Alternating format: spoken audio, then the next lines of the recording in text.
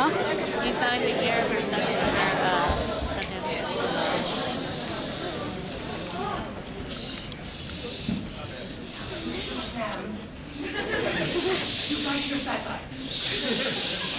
Everyone ready? Just wait.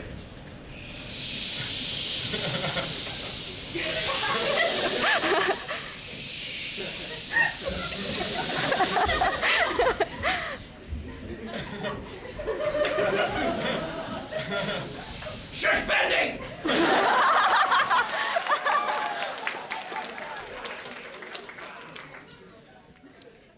Wow. Well, glad you guys decided to ignore the natural sunlight that's actually outside that we haven't had for 9 months. Glad to have you all back here. Thank you very much, guys, for the Anime Festival. It is wonderful to be back. I'm very sorry for missing last year. I had to stretch myself a little thin, so it was wonderful to be back. It's freaky to have people recognize me who are not related to me. It truly is. But I'm very glad everyone can get here because, first and foremost, because being nerds, it gives us something to commune about. It makes us a community. It makes us something more than just a bunch of individuals floating around with insane ideas, making us the liberal right and liberal left, whatever it's going to be. We're a culture, not a subculture. We're part of the mainstream. We are the geek. Without us, pop culture would be obsolete. All kids grow up inside with either Sith or Jedi. Normals only making things worse because they know that deep down con first. Get your sci-fi fling on, from Wookiee to Klingon. We rock the Ewoks. Lightsabers and photon torpedoes, ready to go and give a licking till it ends up parodied on Robot Chicken. And do not fear invasions from the Martians or the Borg, because these are not the droids you're looking for. So live long and prosper, run your course. When geeks die, we enter the force. We are the geek. Hardcore gaming is all we seek. From poning noobs, boot dings, leaks, big button mashing, rock band thrashing. From the roots of Nintendo to Mario to Sega Genesis to the Xbox to the Sega CD to the Sega Dreamcast. Game Gear, Game Boy Advance. One mention under PlayStation. We've had our itty-bitty wee-me's on the TV, see? Get a load of the invincibility cheat code. It ain't game over till epic fail. You lost the game. What do you know?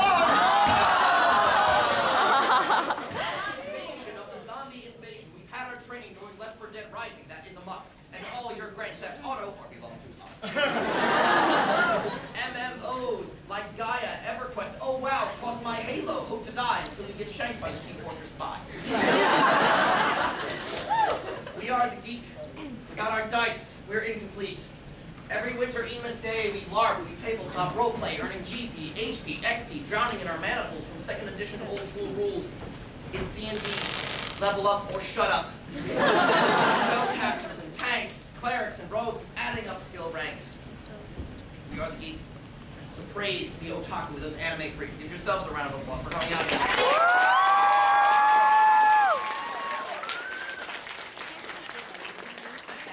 Showing on their backpacks, Naruto buttons on our cat ear hats. Magical schoolgirls and harems or shoujos, shonens will ever increase. The mechas will wreck us, the ninjas will win you for everyone else. Project A-Code is Xenogear.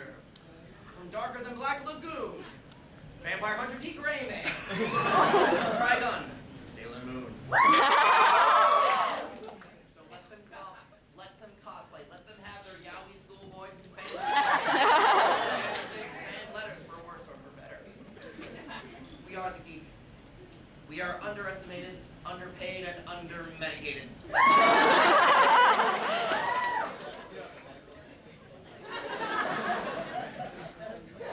If you will not live your dreams, then why bother getting out of bed? If you will not live to love life, frankly, you're better off dead.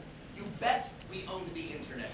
No longer me, but standing in his own to each unique, standing in their own way complete. You know that we are shit. You know that we cannot be beat, for we are the geek!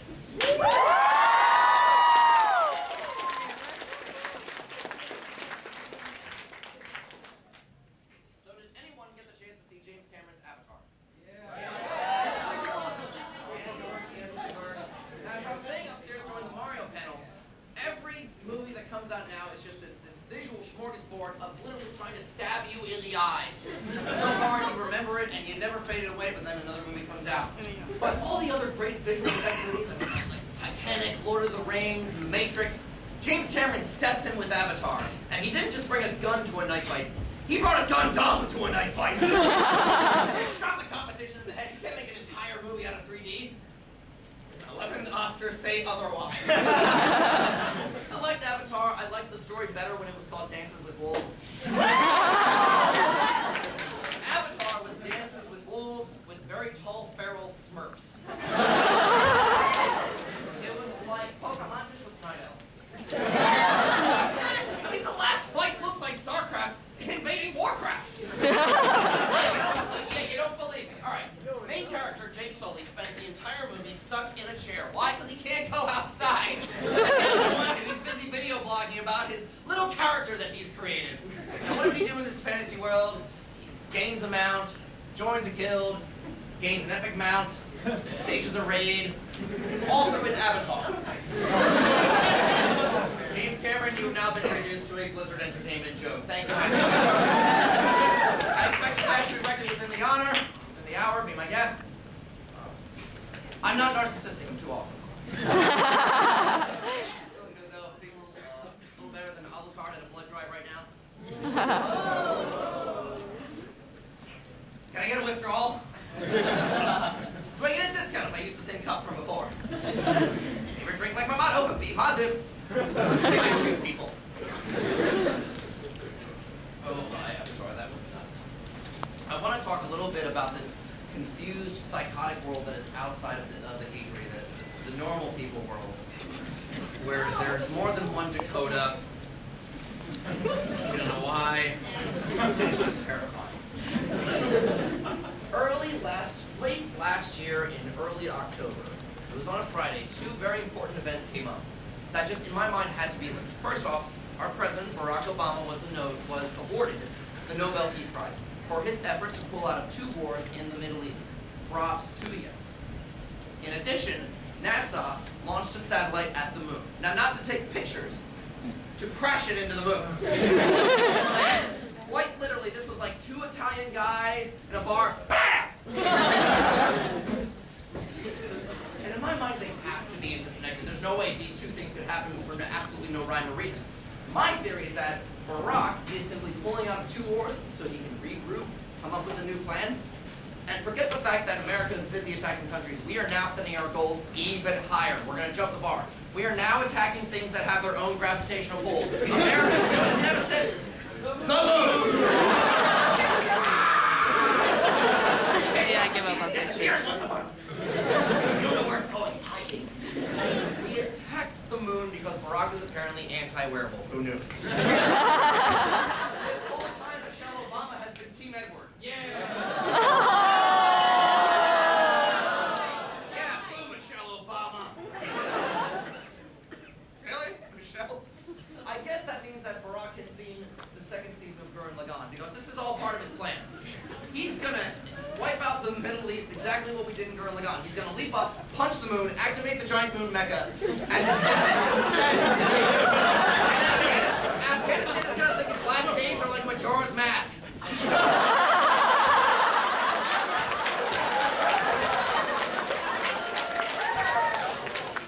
We attacked the moon to form a crater, because it didn't have enough craters to begin with. We wanted our own. The whole point was to see if there was water beneath the surface of the moon, and in fact there is. Since we've thrown something at the moon, water has pulled to the surface. The Barack Obama crater is now the Barack Obama lake. Which is good, I think. As a planet that's 80% water, with the tides rising, we don't have enough, we want more. Cool story, bro. Who's gonna go get it? We attacked the moon, hoping it would get angry and attack us back. This is all part of Barack's plan, because the moon controls all the water levels on the planet. It controls the tide, it controls the water level in your brain. You are more on edge during the night and day of full moon than any other time during the month. Keep track of this. You don't believe me? Work in a hospital. Or the kitchen, really. Gathering up. This is part of the idea. The moon is going to strike back. It's going to raise the tides. It's going to start taking states. It's going to sink California. It's going to sink New Jersey. It's going to sink Florida. This is part of